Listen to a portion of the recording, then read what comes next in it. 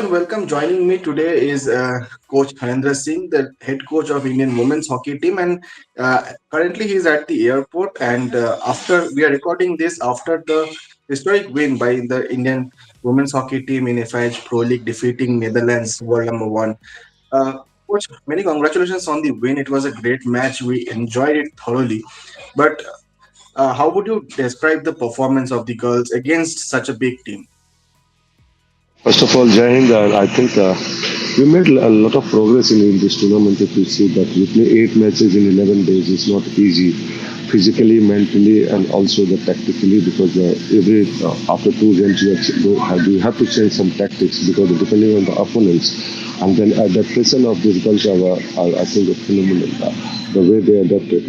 I also feel that we really progressed very well in that team, except that one match, the first match against Germany, where we got 4-0 down by them. But again, we regrouped, and then these girls has really show the strength of the team, which is the attacking team. So if I analyze the entire 8 match, I think I'm very much satisfied of each and every individual and also the result. But somehow I think we should have get 6 minimum points more, keeping in the mind of the 8 matches, and we were very close. So that's one of the things, the match management. Now we have to learn how to match each and every match when we are leading, how to manage that lead and keep pushing your heart. So that's one of the second key. I think the best thing about our defending of the PC was phenomenal. I think, and the last game, I think that 30 minutes these girls had really defended like the German wall and like I said Chinese wall, and then in the second half we know that we are going to get some space behind their defender. And if we can accelerate and use our speed, which is the biggest strength of the Indian team front now, then we can definitely get few opportunities. And I'm happy we got very few opportunities. Generally, it doesn't happen in women's hockey, especially particularly in Indian hockey. We got 4 chances, we capitalized 2, and we came in the game.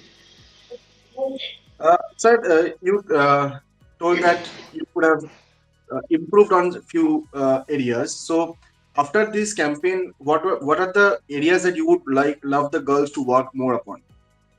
Definitely one area which I like to I'm working continuously on the Deepika. I want to make her the one of the best like the Harmanpreet, and I see has all the potential in the plenty corner. The other things which I like to see more on the attacking when we are entering the circle, the positioning of the striker and scoring some more goals, especially field goals. So the Deepika can be relieved from the plenty corner pressure, and that's I think that's one of the area, the biggest area we have to really. And the other one is the shifting of the team from the ball side to non-ball side very quickly. Okay. Sir, before a match like the Netherlands match, such a high voltage team, you certainly start as the underdogs. But how is the preparation like before the match day -1? What is the dressing room talks like? See, the one thing is there, the self-belief. If once you start self-believing yourself, then it automatically the team belief. The two things always correlate to each other. And the third thing, what we are going to lose? They are number one, we are number 9. So why Yeah. you are fair? They are the, if anything we get the better, they are the loser, not we are. And I think that's a mindset that girls have changed. And the once you change the mindset, especially particular the Indian sports, the Indian sportsman, I think that's a thin line between the winning and losing. And they understood that okay, if they are number one, this is the opportunity we are getting to push them back and get some good result. So we can get also recognized not only the India across the world. Yes, we are also in that bracket. Anytime we can win any games, and I think that self belief make the team believe, and they start working on that. Sir, after Tokyo, when we just missed the women's team, just missed the medal by a whisker, and after that, failing to qualify for the Paris Olympics, and then you taking the charge, what are the improvements that you have seen under the team under you? The one thing I think that we have really improved the vast in the fitness. I think, and when I talk about the fitness, it's all about the speed fitness. It's not the endurance fitness.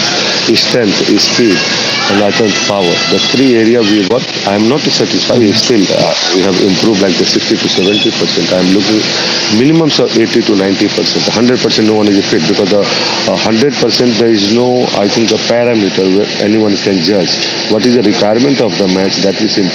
If the ball is speed, you have to match with the ball speed and you have to match with the opponent's speed. Once you start matching and if you have the edge on that, you start winning the game. The other area, I think the biggest challenge was the team unity, the team mentality. I think the two area, that's why I took them in the NIA Kannur for the team bonding, and I think that's visible on the pitch and off the pitch. So I'm glad and I'm really thankful to these girls. They understood it's not only the skill is going to win the games in the world scenario. You have to lot of things you have to use, and one of these things is this team bonding, the belief, and also the science, which is important.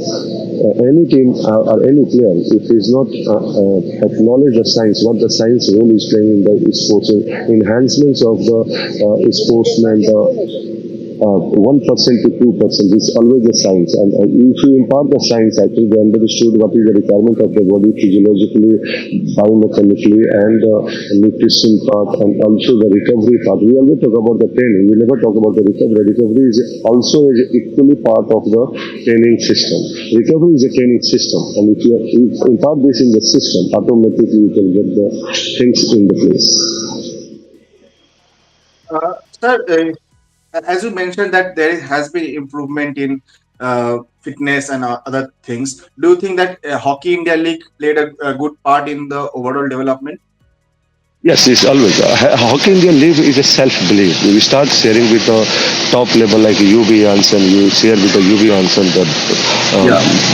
dressing room, you are talking to them. Then you start realizing, oh, she is one of our part of me. She is not a come from the different planet. And that's Hockey India makes them to self-believe. And once the players start self-believing, you can find the Indian player in not only hockey, I think the most of the sports, they always a challenger in the world circuit, and that's one of the Mhm. things I think that today we all talk about the sports, but we forget to that in any like the IPL or the badminton league, the Yeah. Coco or like the Hockey India League, these leagues are playing the I think a big role, and for that I think I really like to thank Dilip and Bholanath and Hockey India entire teams who really work rigorously to get the Hockey India happen.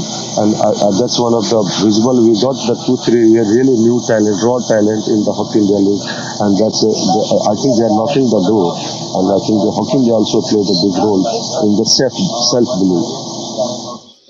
Absolutely, sir. And as you mentioned about Bholanath Singh, Dilip Tirkey, and the federation, uh, some more words on the federation and their role in reviving the sport, both men and women. Yeah, I think that right now that the Indian hockey is going in the golden phase. If you talk about the entire the junior, senior, women's, men's, Yeah. I think this momentum should be carry on, and that's one of the vision of this hockey India.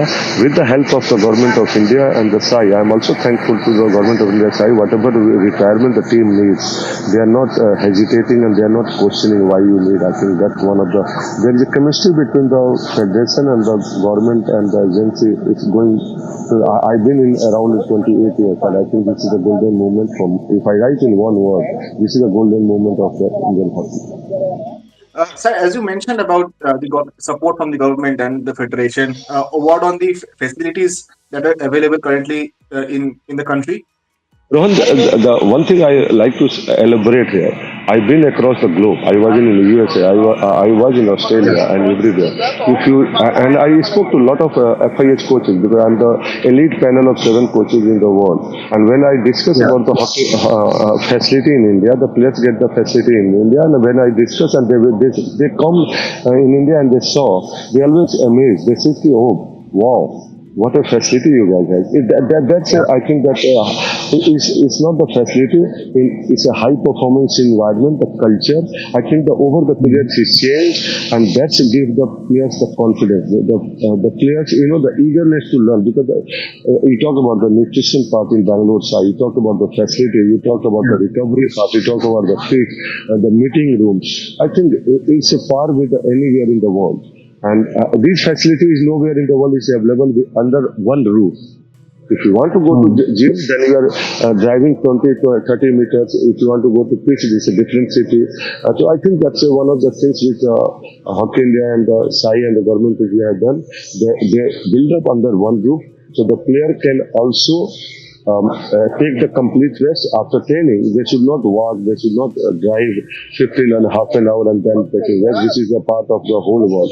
But if they are training, they are going in the room. If anyone wants the physio, instant physio is available, physiotherapy is available, sauna, recovery path, ice bath. If you want to go to isokinetic test or any test, physiological, VO2 test, it's easily available within the campus. And I think this facility, I never imagined India also will have, and I'm thankful to really. Sir, what on Savita Punia completing 300 matches, and the only second Indian women's player reaching that milestone. Award on her. Oh, I think I cannot explain in the word to be frank. Uh, Completing in 300 in the also in the women. Can you imagine the dedication, discipline, the hunger, the desire, and also doing something for the country? This all you have to put Yeah. in one bracket and think. One thread is missing. Somehow you start thinking, oh, I still have to play. But I think a big salute to Salima. I think, sorry, Savita. The way Savita. she carry herself, and don't forget here, the goalkeeper is a injury-prone area, Yeah. and she is a flawless last 10 years without getting any injury. Every tournament she is available.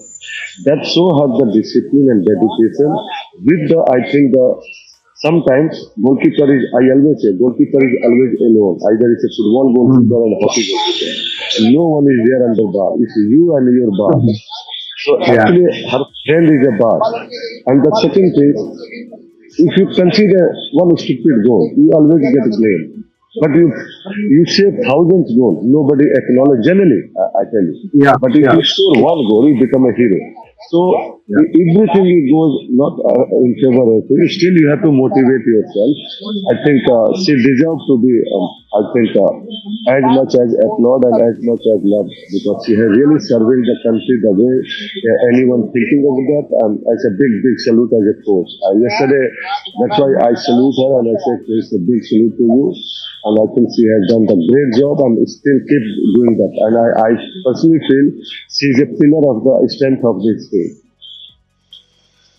Fantastic words from you, sir. Final few minutes. I want to know about the team composition in the national team with the junior players and the senior players, and how do you see the team going forward? Because next year we have the Asian Games and going forward to the LA Olympics. Uh, the senior players and the junior players and the composition. So it's always whoever is performing is a performance based selection. It's not the name wise. There is no senior, there is no junior. Once you start wearing the national color, there is no age bar. Then it means you are enough Mm. goals to represent the country. So that question doesn't arise whether you are senior or junior. Mm. It's a Yeah. it's a matter of your performance on the pitch and off the pitch. I think that, and it's also a mix of blend. When you have the experience plays a big role. Like they're playing the big games, they know how to hold the nerves, how to drive the team.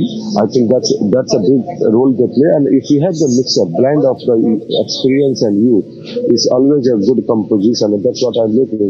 Our long-term vision is definitely LA, where we are going to complete 100 years, and where that Dada Dhyanchand had won the gold medal. I like to this girls to be writing the history on that LA. in the par with the Dhyan Chand. So it's 100 years of the or Yeah. medal, and then I think that will be the icing on the cake. But the short term definitely the next year the World Cup and Asian Game is Yeah. vital, and I think this is the one of the process. If we really do well in the World Cup, I can guarantee you the medal is on our hand in the LA. Which Yeah. medal I cannot Sir, promise, but definitely yeah. there will be one medal. And just the fingers crossed, sir. Last one, sir. In the before the tournament started, the FIH Pro League, this Bhubaneswar League started. Salima Tete in a press conference said that having an Indian coach helped many players, both with understanding the chemistry and also overcoming the language barriers. Any words on that?